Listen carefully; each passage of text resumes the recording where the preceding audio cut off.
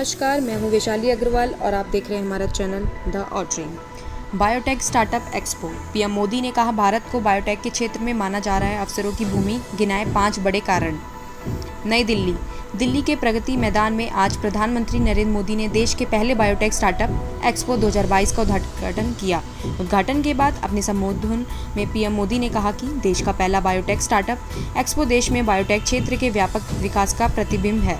PM Modi ने कहा कि भारत की जैव अर्थव्यवस्था पिछले 8 वर्षों में 8 गुना बढ़ी है। 10 अरब डॉलर से 80 अरब डॉलर तक हम पहुंच चुके हैं। भारत बायोटेक वैश्व परिस्थितिकी तंत्र में शीर्ष 10 देशों की लीग में जल्द ही शामिल होगा। पीएम मोदी ने कहा कि भारत को बायोटेक क्षेत्र में अवसरों की भूमि माना जा रहा है। इसके मुख्य रूप से 5 कारण हैं, जिनमें विविध आबादी, विविध जलवायु क्षेत्र, प्रतिभाशाली मानव पूंजी पूल, व्यापार कारण में आसानी की दिशा में प्रयास और जैव उत्पादों की मांग शामिल है।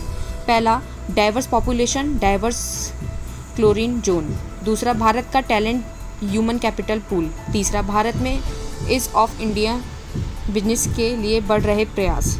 चौथा, भारत में लगातार बढ़ रही बायो प्रोडक्ट की डिमांड। पांचवा, भारत के बायोटेक सेक्टर यानी आपकी सफलताओं का ट्रैक रिकॉर्ड।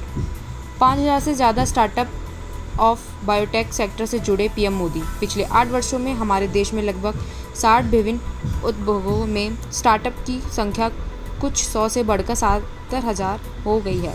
इनमें से 5000 से ज़्यादा स्टार्टअप बायोटेक सेक्टर से जुड़े हैं। 2 दिवसीय आयोजन।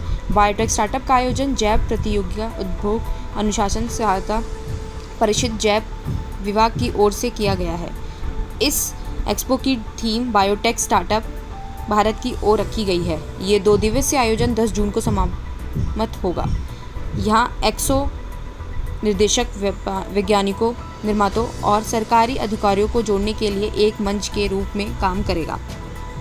इसी के साथ जुड़े रहिए हमारे चैनल द ऑटरिंग। धन्यवाद।